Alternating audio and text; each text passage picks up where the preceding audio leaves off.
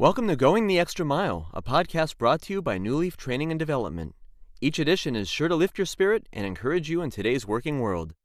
Enjoy!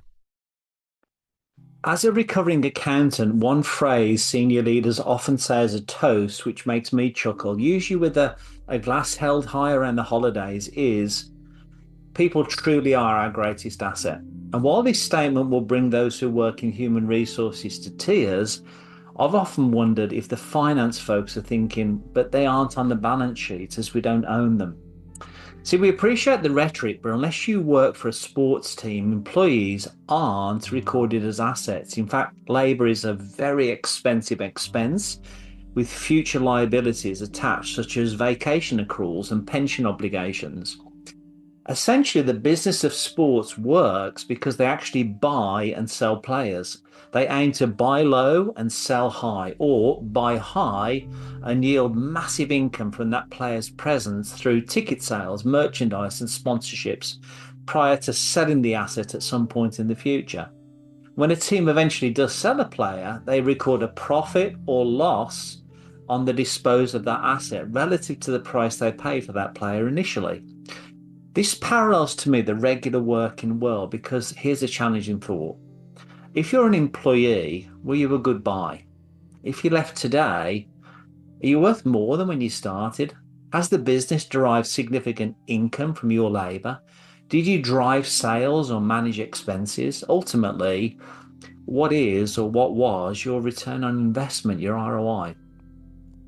The soccer team I follow in England is Birmingham City. Last season in League One, they earned the highest number of points recorded in English Football League history, going back over 150 years.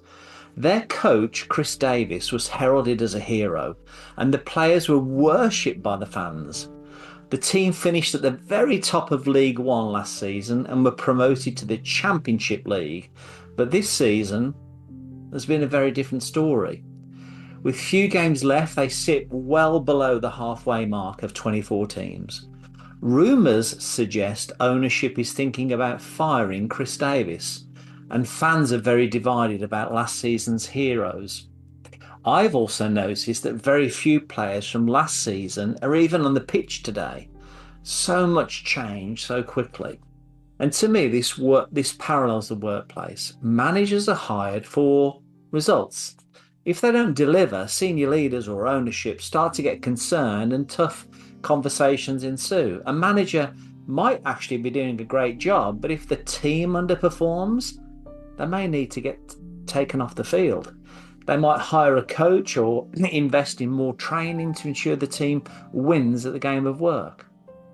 In healthy organisations, change is the only constant. Today's global competition means yesterday's playbook may not be the right one for today's game. It's a tough way of thinking about the workplace, but just because you have a place on the team this season doesn't mean you should bank on being on the team next season. You have to earn your shirt, as we say. Conversely, I've observed that some unhealthy organisations slip down the league table and risk relegation because instead of focusing on winning statistics, they focus on maintaining the static. They prefer the comfort of the status quo over the discomfort of growth. See, tenure can measure loyalty, but is length of service always a good thing? I'm not sure. I actually know of employees who just received 30-year awards, but actually stopped contributing about a decade ago. Why did they stay if they're so unproductive? Well, the pay might be good, there's a salary bump for each year of service, and the pension pot keeps growing. Why were they not challenged to be better players? Often managers avoid the hassle if there isn't a whistle being blown above them. See, if ownership doesn't want to reach the Premier League of work, why trouble the troops? In the competition called the Workplace League, mediocrity is the fast track to failure or acquisition. Now, ultimately, in summary, whether you're a manager or a frontline player, the goal is to remain an appreciating asset rather than a legacy cost. If you want to avoid being relegated to the sideline, stop measuring your value by the years on your clock and start measuring it by the scoreboard. Don't just settle for tenure, play for promotion. I hope you found that short story useful, and if you did, feel free to rate, review, and share this podcast. We'll be back next week with another episode, and we also invite you to check out our other weekly podcast, Take 5, an inspiring interview with a leader worth listening to. Bye for now.